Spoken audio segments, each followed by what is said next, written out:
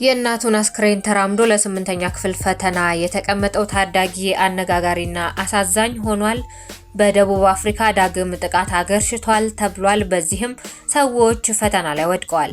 ከ800 በላይ መኪኖች ከመንግስት ተሰርቀዋል ሲል የኦዲት ሪፖርት አመልክቷል።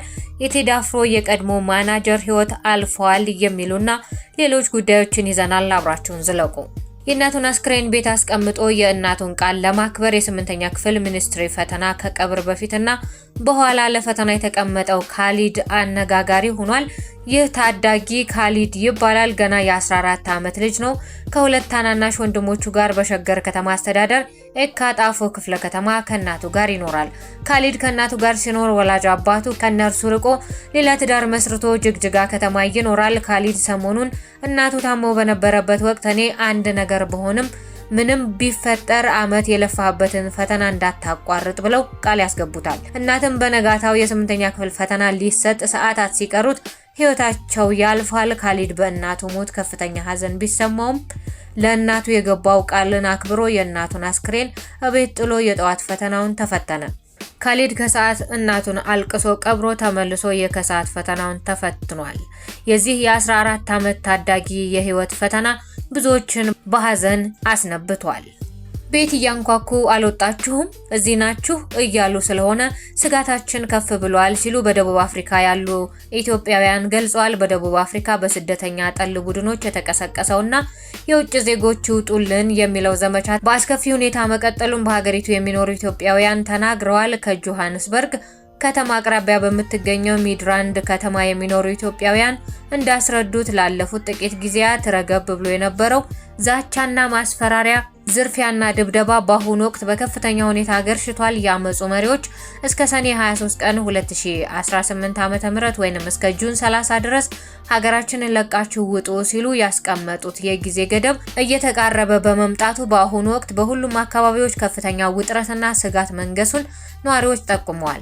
በተለይ በሀገሪቱ በከፍተኛ ቁጥር በሚኖሩት የማላዊ ዜጎች ላይ ተቃውሞ የበረታ ሲሆን እነሱም የተቃውሞ ሰልፍ ማድረጋቸው ተሰምቷል። በደቡብ አፍሪካ የኢትዮጵያውያን ኮሚኒስት አስተባባሪዎች ስለ ወቅታዊ ሁኔታውና ስለሚወሰዱ ጥንቃቄዎች በቀጣይ ዝርዝር መረጃዎችን እንደሚሰጡ የገለጹ ሲሆን ጉዳዩን ተከታትለን የምናቀርብላችሁ ይሆናል። በደቡብ አፍሪካ ያለው የመጤጠል እንቅስቃሴ ወይንም ዜኖፎቢያ የተለያዩ ሀገራት ቢቃወሙትም በተለይ የአፍሪካ መንግስታት ቢቃወሙትም የሚችሉትም ዜጎቻቸውን ከሀገሪቱ እያስወጡ ቢሆንም እዛ ያሉ ዜጎች ግን አሁንም በሰቀቀንና በሞትና በህይወት መካከል እንደሆኑ በተደጋጋሚ እየገለጹ ነው።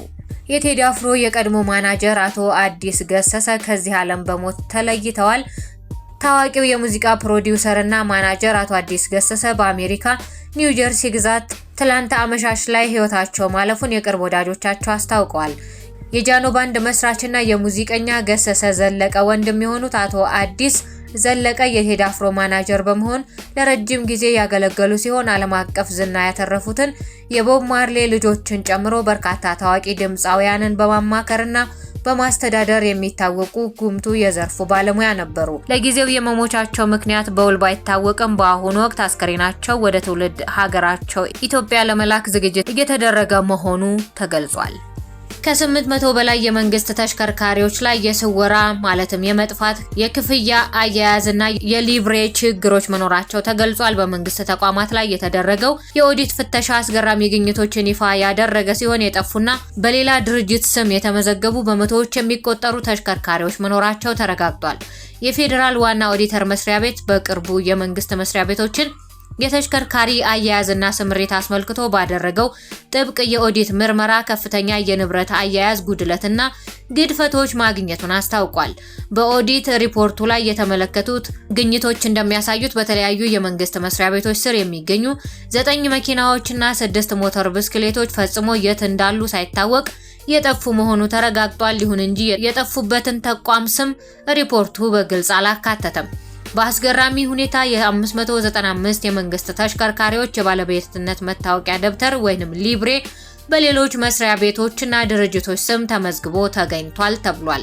ምንም አይነት የሰሌዳ ቁጥር ሳይኖራቸው በተቋማቱ ውስጥ አገልግሎት የሚሰጡ 13 መኪኖች፣ 10 ሞተር ብስክሌቶችና 20 ትራክተሮች በምርመራው ተለይተዋል ተብሏል።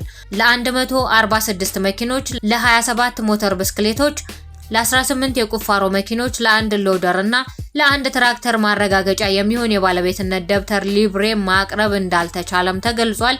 ይህ የኦዲት ሪፖርት በመንግስት ተቋማት ዘንድ ያለውን የንብረት ቁጥጥር መላላትና የተጠያቂነት ክፍተት በግልጽ የሚያሳይ ሆኖ ተገኝቷል። በወሎ አካባቢ የባህላዊ ልብስ አላባሽ ሆኖ የሚያገለግለው ጫማ 161,000 የኢትዮጵያ ብር አካባቢ እየተሸጠ ይገኛል ተብሏል። የሁሉም የልጅነት ትዝታ ነበር የሚባልለት ይህ ጫማ ታዋቂው የቪአይፒ ብራንድ ፕራዳ ይህንን ዲዛይን በትንሽ ማሻሻያ የአሳ አጥማጅ ጫማዎች በሚል ስም ለገበያ አውጥቶታል ተብሏል። ይህ ጫማ ኢትዮጵያ ውስጥ በሚሸጥበት ዋጋ ሳይሆን አሁን ላይ የተሸጠ ያለው ከ161,000 የኢትዮጵያ ብር በላይ መሆኑ ተገልጿል።